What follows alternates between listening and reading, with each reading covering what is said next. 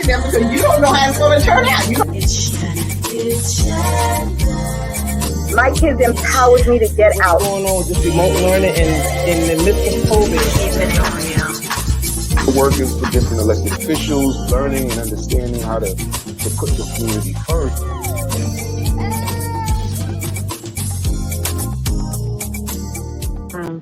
Hello and welcome to Keeping It Real with Shannon. Thank you for joining us tonight. So glad to see you.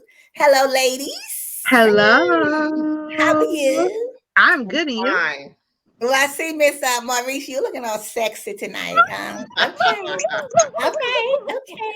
Well, we were supposed to be interviewing our guest, Isis McIntosh Green, tonight. She was a candidate for city council, but she hasn't joined us.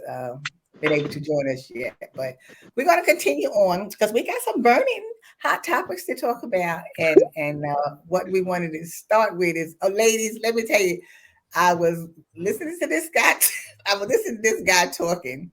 He was very, very upset. So he was telling about he had been dating this lady for 10 years. She has a daughter. So the father has not been in the daughter's life. He's in and out of the life, in and out. You know, he don't really do that much for the daughter or whatever. But he helped took care of the daughter, helped pay for her college tuition. He bought her a car while she was in college and everything. Oh, so he was her real father. No, he is the stepfather. Well, even though he was the real father, married, she's still the stepfather, but it's the right. He was a real daddy. And well, the sugar daddy. Well, what do you want to call it? No, it's a regular daddy. You know, a father can meet you, but that don't mean he takes care of you. Daddy takes care of you. If you were dating somebody, you take on their kids when they're young and help raise them. You're like a father's father. Right. Your daddy. You don't have to be blood. Not a sugar daddy, a regular daddy. Yeah. So what he did was, so he took on, helped take care of the young lady and everything. He, sent her to college, helped get her a car and everything. Now she's getting married. So, the mother, of course, didn't have all the money to pay for no wedding. So he agreed to pay for the wedding, right? So now he's nice. He says that he wanted to put 20 of his family guests on there. He's doing the most, but okay. The girlfriend is telling him, well, they have too many people already in that, they don't have room to put his on, right? Right. So, but if anybody say they're not coming in, he's going to put it on. Oh, so they're on the standby list. They're on the standby list. Yeah, they're at the airport. Gotcha. So now he's pissed off about that, right? So now he's really, really angry. So now they had a little dinner. You know how you have the dinner where the families get together, kind of get to know each other, whatever. Right. So the daughter stood up and said, I asked my father to walk me down the aisle. Her stepfather. No, her father. Her biological father to walk her down. The deadbeat? Yeah. So now he's upset because he's done all of this stuff for the young lady. He's been there for her. And now you're going to ask your real father to walk you down the aisle. The deadbeat. But he's really upset and everything. Right? She can have them both walk her down the aisle, though. No, he said, well, okay, then. So if it's going to be like that, then he's pulling his money back and he's not paying for no wedding. Wait a minute, so I have some. You get the father to pay for the wedding. I have so the girlfriend and the daughter is upset because now they can't afford to pay for no wedding. Well, let me tell you something. They mad with him because now they asking him, well, what they gonna do because they can't. Actually, deadbeat daddy. Let me tell you something. I have some reservations and concern about his role 10 years ago, and I say that because what was the relationship with him and the mother 10 years ago for her not to have a dime today to contribute to her daughter's wedding? Right. My thing is, they did not think eventually she would want to get married. And they put money away. Did they plan for it? It's a couple of I got a little couple, side eyes with this. Because if she doesn't have any money now, and then she's kind of agreeing and saying, well, there's not enough money, it's not enough room for your family, and he's paying for it, and you normally pay per plate, and who's eating? Right. Is he being used? I think he's just being used. It sounds like it. That's why he was saying, like, okay, so what am I in? So what if I've been on the bank? He's the bank. Exactly. I've seen him at. You know, brother. Right? You've been the bank of daddy. Yeah, but for them to even have the nerve to get angry with him because he's pulling out the money. No, when you treated him. But you know what, Lottie? He shouldn't just pull out the money. He'd pull out the driveway and keep it moving. Listen, he needs to get his car back. That's what he all did. of that. That's what he did. Absolutely. That's what he did. He pulled out, and there's no longer the bank. The bank is not there. Exactly. Oh, I understand our guest has arrived. Our guest has arrived, so we're going to bring our guest on for tonight. Great. Hello, Miss Ice. Welcome. Nice and pink. How you doing? For having me. Look, I was over here like, wait, so who gets the father-daughter dance? Not the deadbeat. There's no father-daughter dance is over. No longer bait. Well, see, that's what you get when you don't appreciate somebody else. Exactly. He's been used for the last 10 years. Whatever it is. They should have kept using him. You made it. We're so excited you was able to make it. So hey, Miss Isis McIntosh Green. Now you were running you the candidate for City Council for District 41. So first, just briefly tell us who you are and what made you decide now you want to go for 41, and how you're going to change 41 from what the previous person was doing. Well, thank you, and I truly appreciate the opportunity to be here tonight. My name is Isis McIntosh Green, and you heard it correct. I am running for New York City Council for District 41, which includes the communities of Brownsville, Bed-Stuy, Ocean Hill, East Flatbush, and parts of Crown Heights. One of the big things is I was born in Bed-Stuy, raised in Brownsville, in Van Dyke houses to be exact, looking to get more resources in our community. I woke up one day and got bit by the bug, as they'll say. But I didn't wake up and just decide to get into this work. It's something that I've been doing for the last, at this point, 8 to 10 years. I've had the opportunity more recently to serve as chief of staff to Assemblywoman Latrice Walker. I've worked in the New York State Senate under Senator Toby Ann Stavisky. I've had the opportunity to intern for Majority Leader Chuck Schumer, the Clinton Foundation. So I've always wanted to be able to affect positive change from the policy standpoint.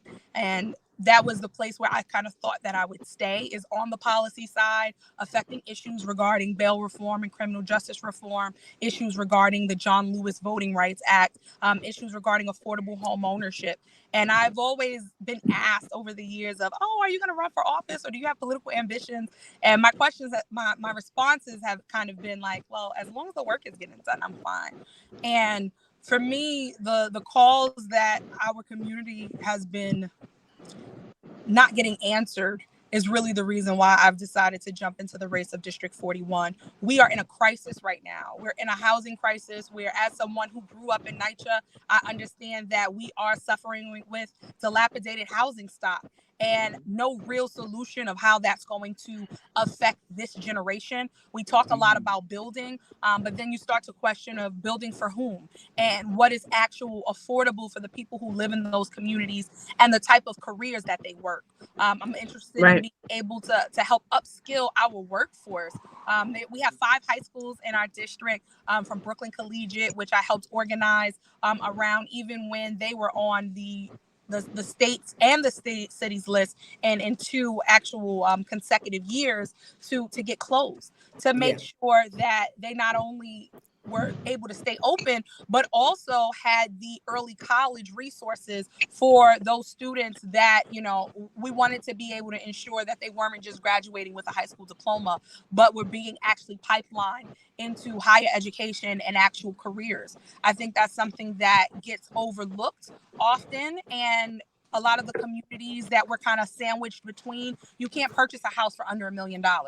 And we are in the last area where that is really and truly possible, with city plots and city lots, that we want to say, how do we get our fair share while prioritizing the people who are here? And that's Isis, not cutting you off, but we want to get in as much as we can. Now that you're on the housing situation, because that's a main concern now, because you have the developers coming in. They're building all kinds of tall buildings, short buildings, square, whatever. So I'm saying, now you have all these people that need housing. You have people in the shelter that needs to get out of the shelter. And then more people are coming in.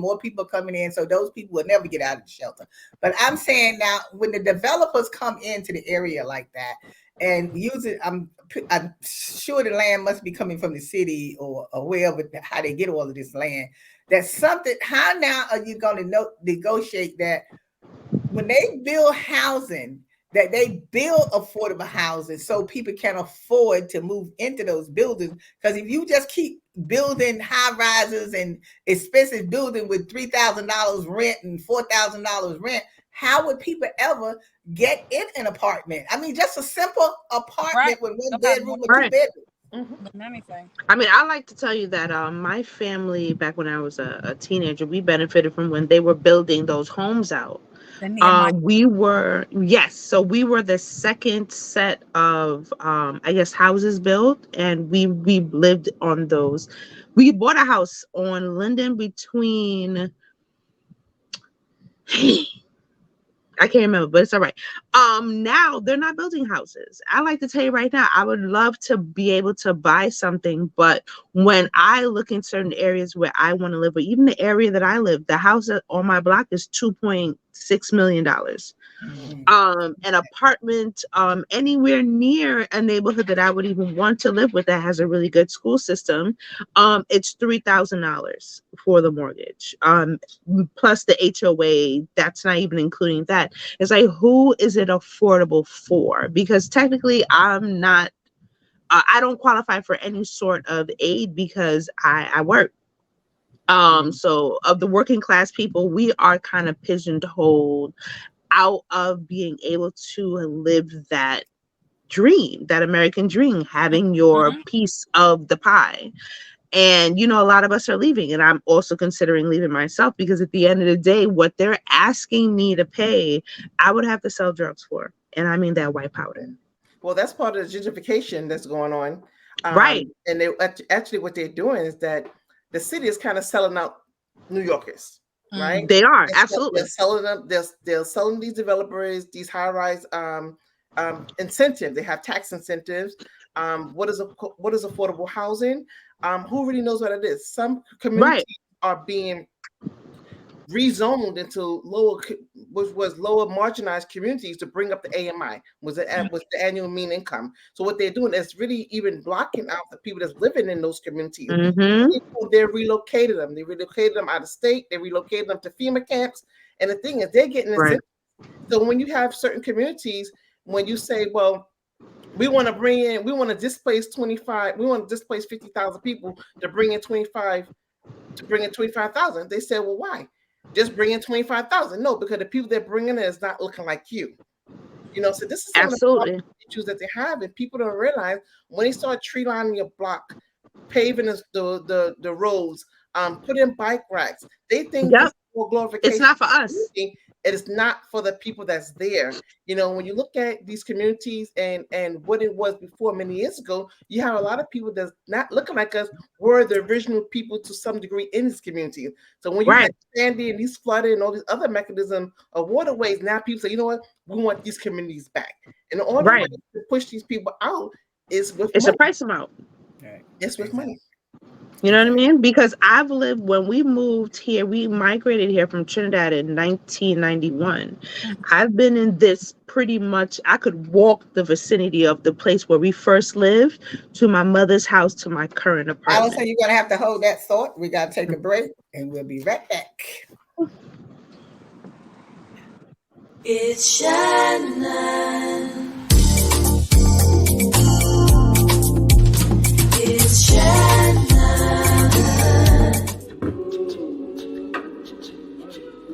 Man, it's lonely. Like, going through life lonely. There is the therapeutic aspect of music, just expressing how you feel. I'm going to talk to Howie about his feelings, make it into a song.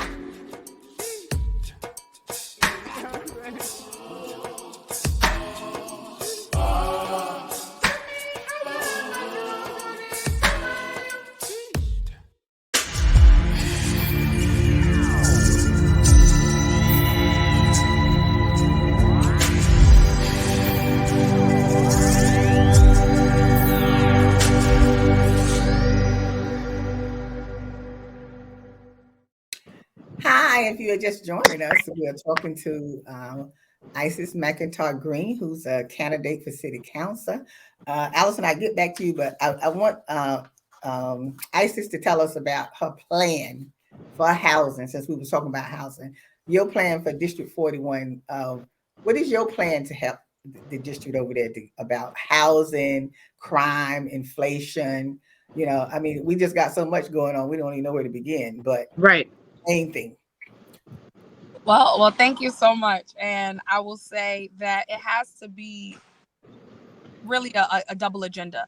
You have the agenda of how do we address housing concerns, get people a roof over their head as quickly as possible, and then what is the plan over the next few years, whether it be capital repairs to the housing stock that we already have. When I moved out of Van Dyke houses 3 years ago, the one thing I noticed is when I went door knocking is my apartment is still vacant. And there are a lot of vacant NYCHA apartments that need to be prioritized and utilized for people that are homeless in our areas and in our community. Also, there are also proposals that have been going around New York City. We've seen it in New York with Community Board 5, where people are actually able, the homeowner is able to rent their garden level or basement units that are already finished and has windows to be able to rent that out. In a lot of other areas, that's actually not considered substantial housing. And so people can't access vouchers there or anything. That will be very helpful to the homeowner, as well as being helpful to identify places right now that we can begin to occupy. Then there's also building. We can't ignore that we need to build more affordable housing. It's a question of who are we building the affordable housing for? So when I'm going to seniors and seeing that seniors are being evicted left and right and may not have the best handle on the legal system on when they actually have to vacate the property or if they're being pushed out, we need a lot more senior housing in our communities. And that has to come with the necessary resources. I don't really want to continue to see thousands of people in 1 or 2 square blocks without the necessary resources like redoing the playground, like making sure the library is actually up and running since the pandemic. So there's a lot more that we have to do from an urban planning perspective, besides just saying, hey, let's add 200 units on this block. Okay, Now, what about crime? I just wanted to touch on a couple of things you mentioned. Well, you mentioned for one thing that you said you moved out and your apartment is still vacant. A lot of the housing development NYCHAs are selling these apartments. So that's another thing on the back burner that they have on the side. They're selling the apartment. Number two, they changed the regulation and guidelines for rent stabilization. So now they're not getting they're able to get more percentage of the rent and increase the leases, the rent amount. And in terms of Community 5, Board 5, yes, they did have some kind of programs where older people or people who had basements were being being regulated so they can be rented. But there's still some stipulations to that, because then that will happen. You don't fall into the guidelines. Oh, now they found out your basement is rented. Now you have some penalties and other legalities that attach to that. And then one thing that the city did do, they allowed vouchers, candidates of vouchers to rent rooms. But what they did was that they can rent rooms. So if you have a regular apartment, a 2-family house, you have 3 bedrooms on top and 2 on the bottom. Now you rent out 3 bedrooms on the top.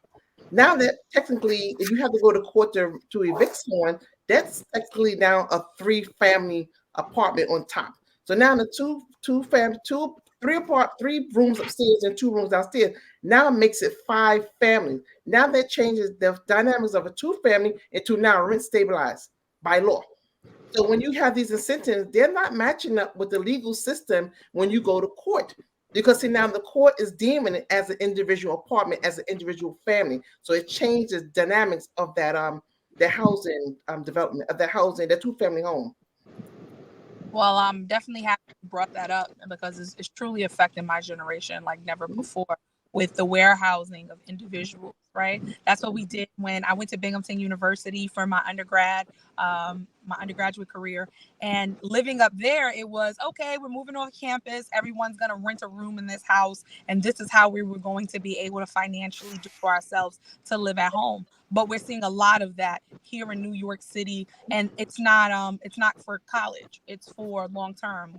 We have folk that are pairing up families within these rooms, and they're charging like $1,200, $1,300 for a room, and that's even on the low end. Some people who, when we are in certain chats, find $1,300 for a room.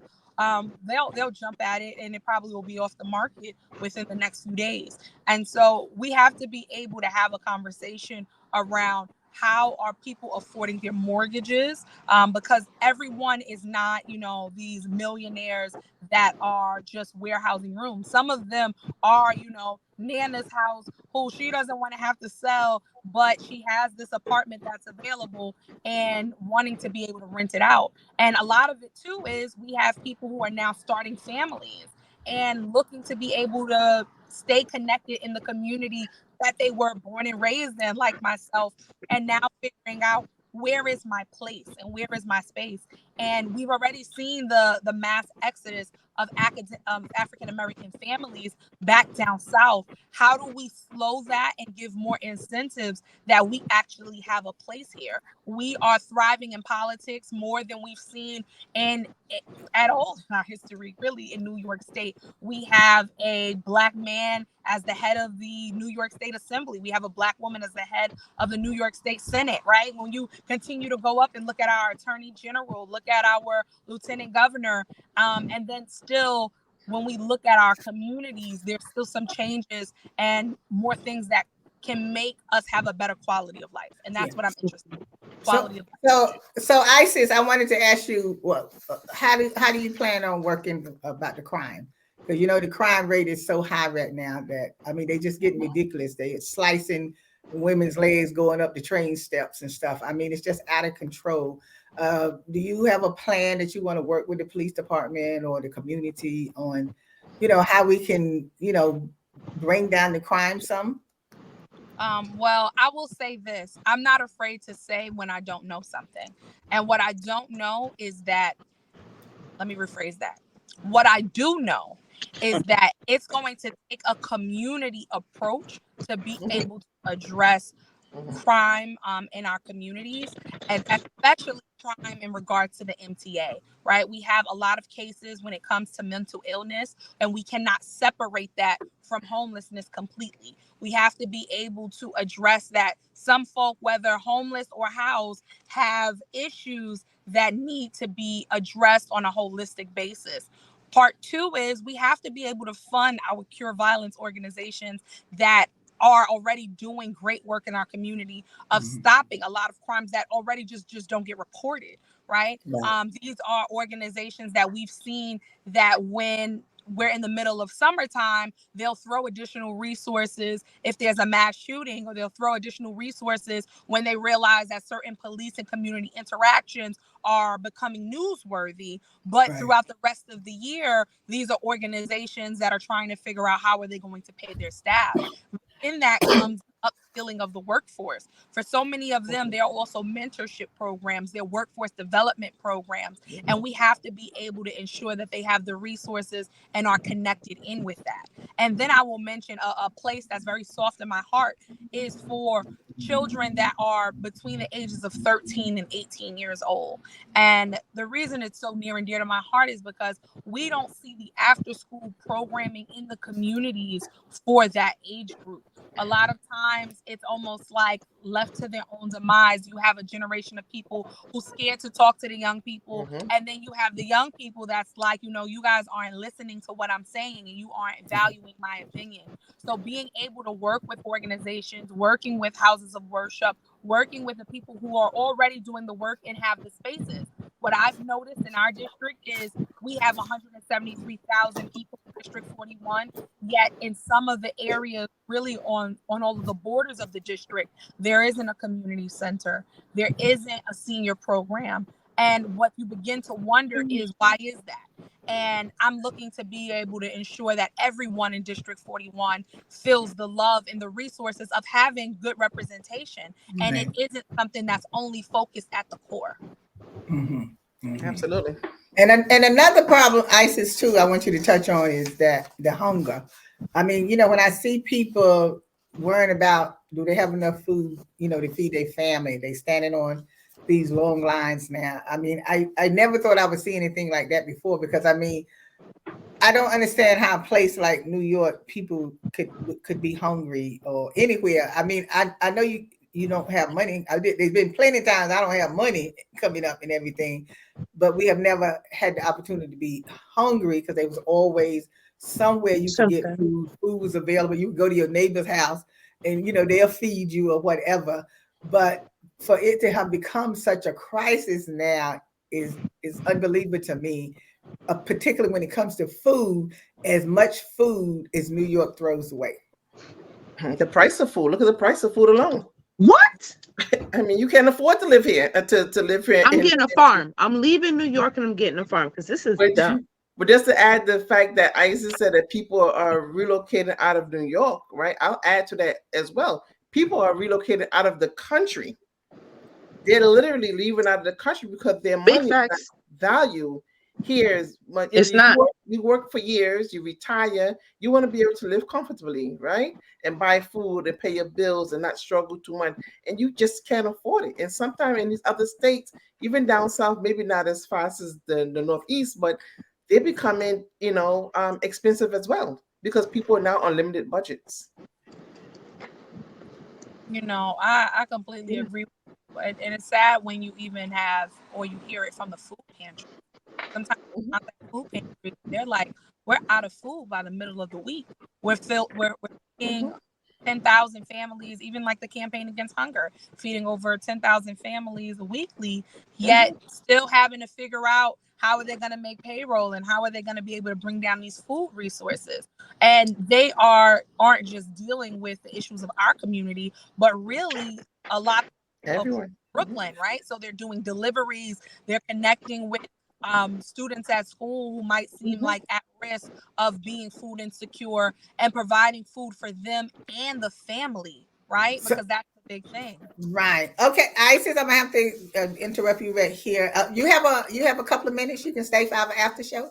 Yeah. For a couple of minutes. So we're gonna wrap up right here for the first part of our show. We're gonna come back with our after show with Miss Isis McIntosh Green, and she'll tell us a little more about what she's going to do for District 41. So we want to thank you for watching today, and remember that you can always see us on Saturdays at 5:30 on Brick and 2:30 on Manhattan Neighborhood Network. You can go to Facebook and YouTube and watch us. So we want to thank you for this part of the show. Thank you, ladies. Thank you, Isis.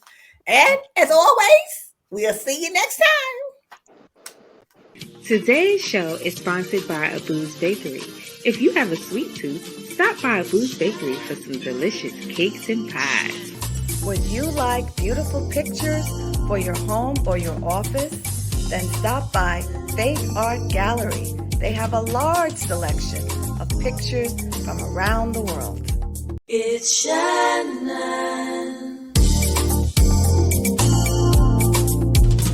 It's Shannon. It's Shannon. It's Shannon. It's Shannon. Keeping it real.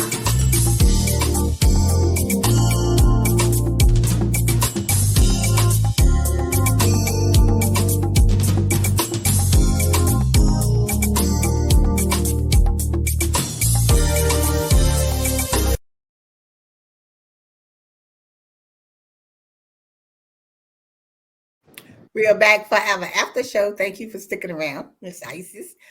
We was talking about, people being hungry, people moving out of the country or whatever. But the hungry situation is what really, really bothers me. I mean, I know if you have to move out of the state, then you move. If you have to move out of the country, but in the meantime, while you're here, I don't feel like people should have to suffer, particularly trying to feed their children or whatever. And that something needs to be put in place to make sure that the people have somewhere to go to get the food, or you some kind of preparation made for them to get the extra money that they need to buy food and stuff with. So it just seems like it's a cycle that just keeps repeating itself. So, I mean, what do you see happening in the future of, you know, even people in your own district might be going through this? So people in the district are definitely going through this.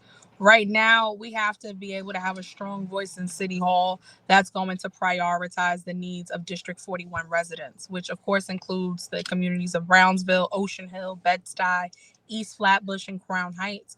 What we're seeing right now is, thankfully, even on the state level, they're making great strides to be able to raise the minimum wage over the next 4 years. But what does that do for the poverty level? How can the federal government keep up to ensure that people that are now making too much money to be considered for programs like SNAP or EBT actually are still able to qualify for a number of these food resources? It's with inflation, we're keeping up just to be able to pay certain bills, and then you still are every 2 weeks wondering and almost making decisions of, do I buy the flour, do I buy the meat, or can I stretch this a little further? Do I eat out? And sometimes I don't know, the amount of money I thought I needed years ago, being able to raise a family with a family of four at $30,000 today, it's I won't say it's impossible because people are doing it, but if we're paying into this system, how do we redistribute the wealth to allow for us to have a better quality of life? Well, I think. Okay, go ahead, Vanessa. No, well, since you're talking about redistribute wealth, I'm a big legacy wealth builder, so that's a whole other topic. But it's doable, right? For what the limited resources we have, it's really with planning, and parents need to really be. They really need to get a financial education. A lot of them lack the financial education in terms of how they can make their money last. Sometimes they can't. They're not on a budget. They're recklessly spending money. They don't really know how to really differentiate a want versus a need. They don't focus on these things. They live in day by day, waiting for the next check to come in. And a lot of things that they're lacking is a financial education. And I think that would be one of the tools that would be strategically put out there so they could at least have an idea to see where their money is going, how they can make more money, how they can make the money with you. And you'll be surprised. Education, a financial education is what's needed. So how can we really be able to give that back to the community so they can therefore live that legacy and build that generational wealth over time? I would like to say raising 4 kids on $30,000, whether you got a financial plan or not, is impossible. They get like $500 a week. Well, you can't really say it's impossible. It all depends on where you can't live on $30,000 a week and want to live in a $2,000 apartment. I mean, but that's all that's in Bed-Stuy. But sometimes, but sometimes people still have to save. People can build wealth in other ways. People don't have insurance. People don't have a legacy mindset. People just live in a generational debt, and I get it. It's generational debt. If you could, some people just complacent, are paying their rent, putting food on the table, and some things are doable if it would. I won't say that it's going to be the end all be all, but it can release some of the stress and give them to change their mindset of how they look at money. But for some people, that's all they know, right? So after you have operated in a spirit of lack for so long, when you actually do get that abundance, what do you do with it, right? So even for a lot of our young people who are getting those advanced degrees and going into jobs making over $60,000, then you start to wonder, okay, if they never had the financial literacy training and education, then of course they're going to purchase what attracts them and live in that cycle of debt, when really we are being burdened by student loan debt that was supposed to be canceled. That's not, right? We were promised housing stock that, of course, now it just doesn't seem like it's keeping up with the pace of people here.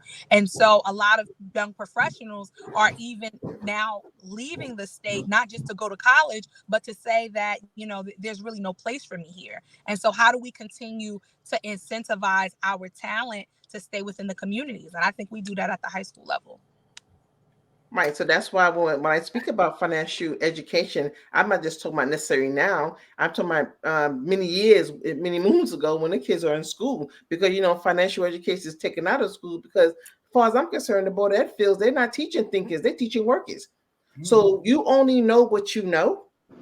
And if you want to hide something for anyone, you put it in a book, because they're banking on people not reading, not asking questions, not following up, and not getting the knowledge that's needed to survive. Listen, granted, you cannot have rich people without poor people.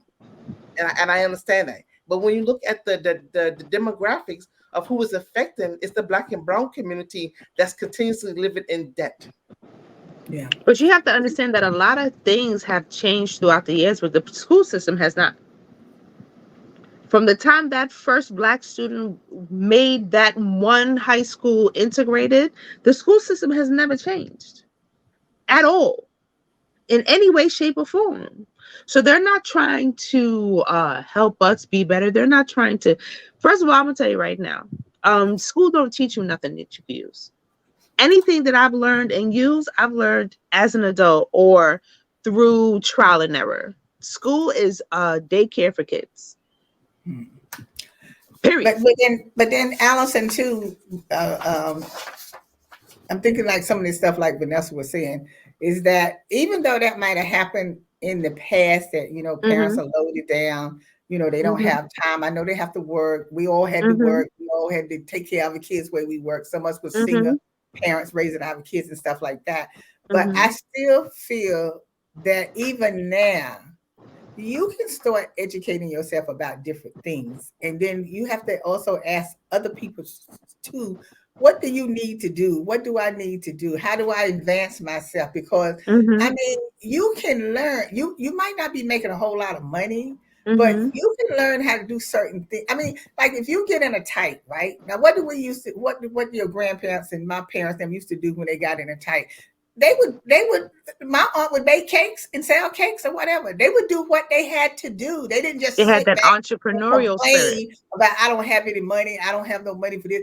You would figure out a way, because even cooking now, don't tell me you can't put on a pot of beans with some ham hocks in them and make a pan of cornbread and make a whole meal out of it. You have to do something to help save money rather than going out there taking your money, going out to eat, buying steak when you can't afford to buy steak or whatever. You have to sit and figure out, okay, how am I going to make this work? If I don't have all the money that I need. Because we have to start educating ourselves how to take care of ourselves and our children. I mean, it's just like people I see, and I know everybody can't afford life insurance, but like a lot of people walking around with no life insurance. I just had an incident with one of my friends. The friend died, no life insurance or whatever. And I mean, and they working, had good jobs, making good money, but not educated to say, okay, I need to take out a life insurance policy. This is what I'm saying. Right. We have to start educating ourselves on things that we need and things that we have to do and stuff like that. That's all I'm saying. Stop leaving the burden to the family. You leave the burden to the family that's already destitute, right? And struggling, and they want to do the right things if a loved one passed away, but they can't afford it. So why is it everybody else's problem except yours to take care of the things that you are here to take care of? Because I'm dead now. I'm dead now. And I also think in the community, you can have programs in the community where people can start doing workshops and teaching people how to do their finances and stuff, along with their kids. Bring the kids along with you so they learn how to save their money and do things that they need to do as a community. We need to put this in the community. Right. Say you pick a day out of the week that we're going to have this workshop. Everybody comes together, and you have someone that teaches. We have to start doing stuff. We have to start doing stuff like that in the community. In the community, yeah. Well, I think that's important. Isis, is there anything else that you would like for your community to know that you're going to do besides get out and vote on the 27th? Because we are also in your community. I was going to say that early voting has actually began, and it started on Saturday, June 17th, and it's going to be 25th. Tomorrow is actually one of the later days where the polls are open from 10 a.m. to 8 p.m. There are a number of crises that are affecting our community, from health crises with women with fibroids. I've suffered with it. People in my family have suffered with it. Also being able, when you go to the doctor and speaking to your OBGYN, what happens when they recommend that you need a hysterectomy, right? There are certain health crisis issues, even regarding asthma and respiratory issues, that were exacerbated in our communities even after the air quality issues. So my biggest thing that I'll leave with you all is there are a number of crises that we need to address, and District 41 needs a strong voice who is going to prioritize our needs in City Hall. And so when you go out and vote, let's stop the crisis and vote Isis McIntosh Green. Thank you. All right, you heard it from the candidate herself. I like that. Get out and vote on June 27th. Matter of fact, like she said, it's early voting now, so find out what poll you can go to for early voting. But on June 27th, make sure you get out to vote for Isis McIntosh Green, because she's going to turn District 41 around, and she can't do it by herself without your vote. So remember, thank you again for joining us tonight, and always, we'll see you next time.